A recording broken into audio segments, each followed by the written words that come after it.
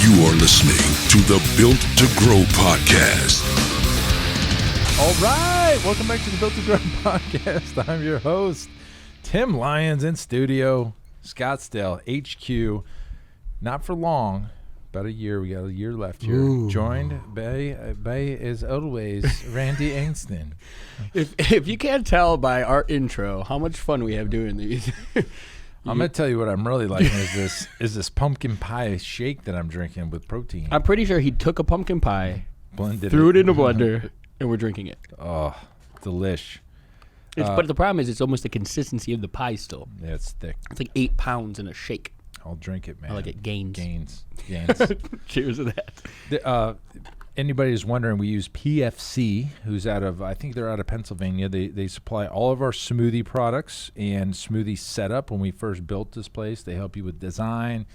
If this is a plug for them, I mean, if you're looking to add a smoothie bar, they help with that, training, all the recipes, all that good stuff. That is relevant as putting another pole in the water for revenue. So Sure if you it don't is. have a smoothie bar, consider it.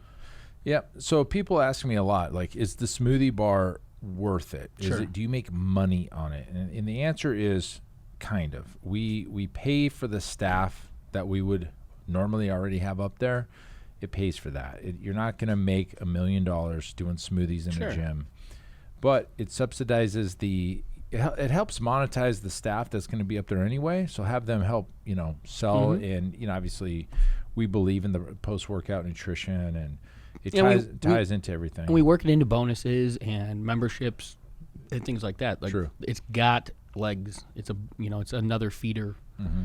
So Well, it's got nothing to do with what we're talking about today, though. Well, in our new gym, we're talking about, are we going to bring the smoothie bar in? I think yes. I mean, I think it's, it's a no-brainer. There's profit margin on every shake, and it's just one more thing. So As long as it's not costing you money doesn't. without any, upside whatsoever. So there you go. There you go. All right.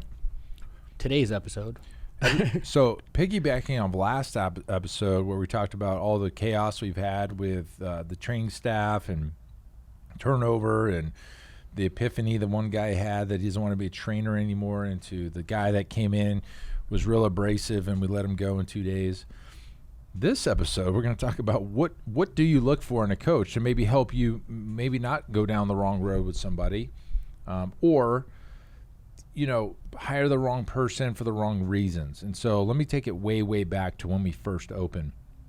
So when we first opened, I was really big on having the most educated staff. CS across the board with distinction. I remember this. Yeah, and we were really proud of it. Yeah. And and our clients appreciated it. But sometimes, not every time, because you can have a great coach that's both, but sometimes when you have that really highly educated coach, you get not a great trainer, not somebody who can apply it and have a great session, but would rather, focus on the human movement and educating the clients and not really getting a great workout in.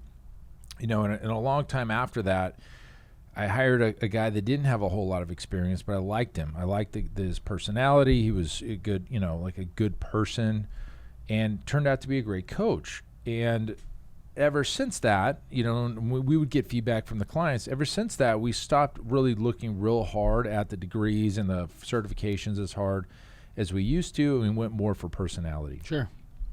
And it seems to have paid off. Now, granted, we're not in the best situation with some of the coaches we have right now because it's a little bit of a turnover thing. But some of that stuff's not really predictable, right? There was no. You look at a resume. You look at everybody's going to bring their best foot forward, try to bring their best foot forward, or present themselves in the greatest of light. I mean, you could never have predicted those two situations. You know what I mean? So I don't think it changes the way that you're looking at candidates or anything like that. No. But Zach's like, maybe you should interview the next one because I'm 0 for 2 or whatever. So we had a great interview today. We had a coach come in that she's on paper she has some experience. She went to school for it, but a lot of her last several jobs were in hospitality or the bar restaurant industry, and I look at that as a positive personally. I look at that like she's client facing all the time. She's not sitting at a desk and not talking to anybody all day. She's interacting with people. So that was like a big positive. When we actually got her in, we found out there's actually some more, fitness experience on there that wasn't on the resume from Indeed or whatever. By the way, we're using Indeed, we're using ZipRecruiter, we're using Facebook job posts, we're using like everything that you can think of. And not a lot of time, you don't get a whole lot of resumes. And then when you do, a lot of them are like completely garbage. And I mean, we've gone through this a lot. Even when you set up interviews and things like that, not everyone shows up. That's a big surprise too. And so our friend Chuck in Oregon, he's like, are there no trainers that want work right now?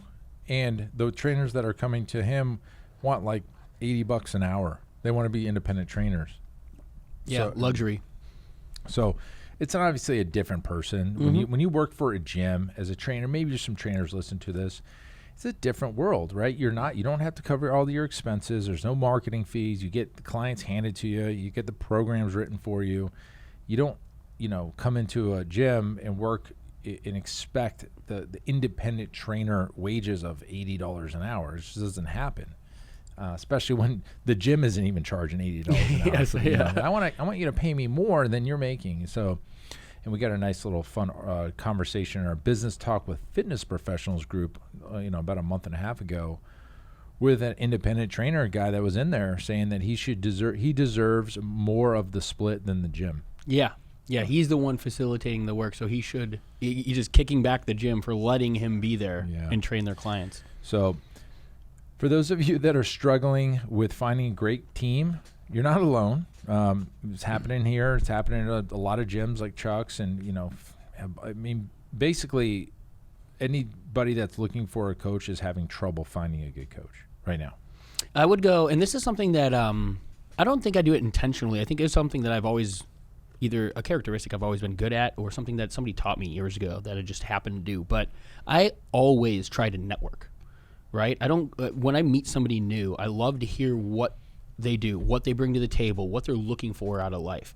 And it's not always about, needing something right now, but I know that down the road, if being that connector, right? Okay, somebody has this need, somebody has this quality.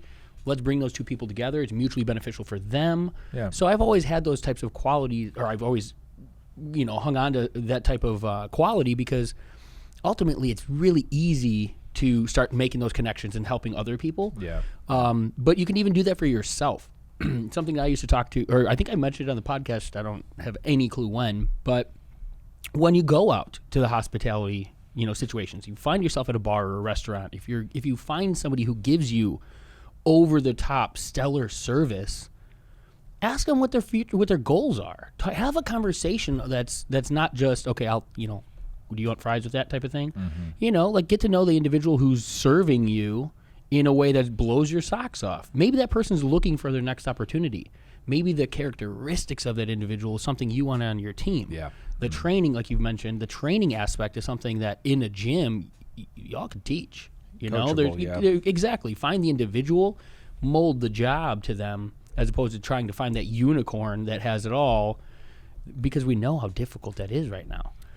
So I don't want to get anybody to hear what you just said and get a little twisted, because you definitely don't want to mold the job to the person. Oh, I agree with that. Yes. What you mean is coach the person up.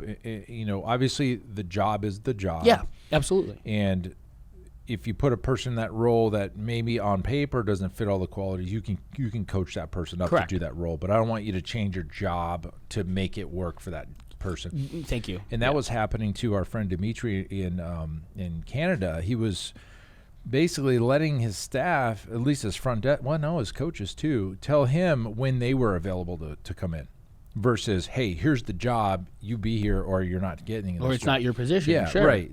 And I don't want anybody to ever change too much. I mean, you can bend a little bit, but don't change everything for this, person, because that could change again. And then now you're even worse off. So lots to think about. Networking is a great thing.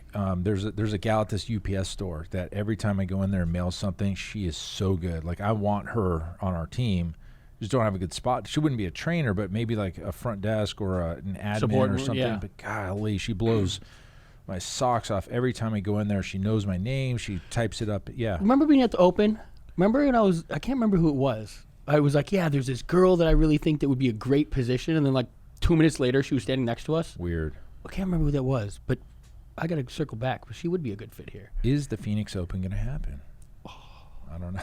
Nobody knows what that is. Nobody. I hope you know what that is. Yeah, the Phoenix Open is a big golf tournament that happens once a year out here at Scott says right down the street. Actually, we can drive. We can park. We'll see it from HQ. Yeah, from the new HQ. Oh yeah, we'll see into it off the We roof. should set up a zip line. But it's a great time. But with COVID, who knows, right? Ugh. Who knows? Yeah, a couple 100,000 people together. Oh, that ain't gonna happen. No. So, going back to our topic, which is how to find that staff or really what to look for in a staff. I think obviously you want to have some education behind them, but if not, look for the coach that cares about the client, because at the end of the day, you're putting the clients in their hands, and they're going to represent your business. You want to make sure they care about them, and at the end of the day, the clients, they want somebody. They don't care about ankle dorsiflexion and posterior chain activation. They don't care about that. They care about a great workout and knowing there's a coach in our corner pushing them, cheering them on, pat on the back. Those are the things that you need to look for in a coach, not necessarily the degrees, because most often it's one or the other, and you can coach into the position. So I mean, ultimately, if you think about the individual that's coming in for a workout, they're paying for somebody else to have that knowledge. They're not paying for that knowledge to be shared with them necessarily, right? They want to go do the workout that they know is going to give them the result that they're looking for at the end of the thing. They don't care about this. And they want to feel good. They want to feel good, look good naked, have some confidence, drink their bottle of wine later in the day. But it also goes to like when the coach is on the coaching floor, not belittling the client. You can do more than that. Yeah, absolutely.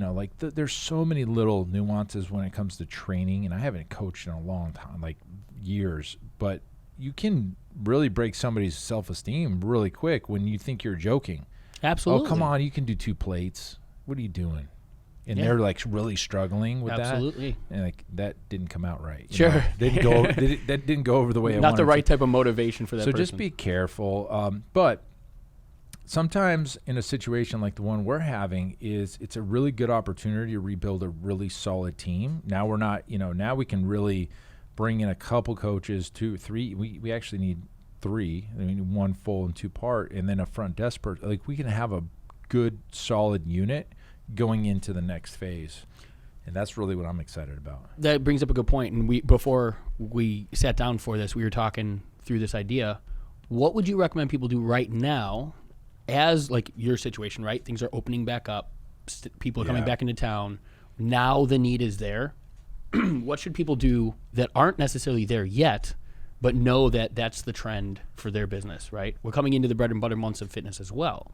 Yeah. If you're understaffed right now. I think getting ahead of it, I think that's something that caught us by surprise. We didn't have ads out. We didn't have like job postings. I think having a job posting up all year, maybe even having like jobs or careers on your website where people are visiting it, they can pop their resume in there and just building a pipeline. Erin, who's, she's been in HR for, her whole life. She's always talking about the pipeline. Sure. Right? Having that pipeline of database resumes, it can always go after. Anytime there's an opening, you got the database. So, and we talked with some gym owners. I mean, like Whitney and I were talking last week before the Black Friday workshop, and she was talking about she's got some needs, but how they've got a great internship program. So they can layer people up, develop them into those roles. Mm-hmm. And I love that idea as well. If you have the resources, and again, there's state laws and things like that come into play with staffing, internships, yeah, and paid things like or free, that. or any of that. Yep. Yeah, I've always known internships were probably a good idea. We never did them, and it's mostly because not that we couldn't have interns here, but I didn't have much for them to do. So It's like I feel like it would take away from the job. I mean, we can give them stuff to do. Clean the gym. Go, write this blog. Do this, do that. But, maybe it's biting us now, but we don't ever need them full time. So it's like we have our team, and that's our team. And I almost feel like it would be taken away. But I see both sides of it. And there's gyms that have full internship programs that get college credits and all this stuff. And if they're tied into like, Michigan State, Yep. and they have like a full, line. But to me, I just was like, man, this seems like a lot of work to groom somebody that you may not ever need. Sure. And Absolutely. I don't know, catch-22 on that one, but Yep. But here we are. It's another option. Yeah. So if you're not open yet, like let's say your state is still a little bit shut down, I would throw ads out. Like just get some people in, get them interviewed up, and see who's a good fit. And maybe there's nothing available now, but soon, and you'll need it eventually. Yeah. Great advice, guys. But as Tim said, I mean, he's found himself in that bind. Yep. Don't find yourself caught in that bind. And right now, there's a good chance that it's not just the fact that 2 people didn't work out. The additional clients coming back into town, the lack of restrictions and openings up and things like that. You guys are experiencing that stuff. So drop a pole in the water for new staff, new coaches, Yep. and see what the next few months can do for you. Yep. And I'll end it on this. There was a client of ours years ago that owned 12 Subways. Yeah, And I remember. Shane, right? Mm-hmm.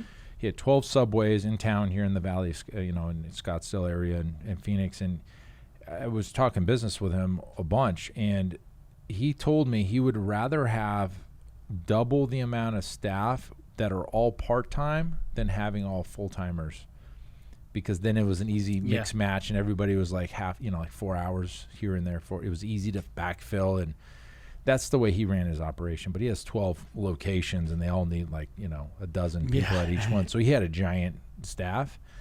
But for us, the gym, especially the trainers, I like full-time coaches, but it is a good thing to have some part-time floaters so they can backfill and stuff like that when you need it. So look at your schedule, look at your clientele, look at your service hours, and you make those own decisions for yourself. And if you need help with that, if it's really something you struggle with, this is something we coach on. This is something that we do teach as part of our private client coaching program. So jump on a call, pfmarketingsolutions.com/call.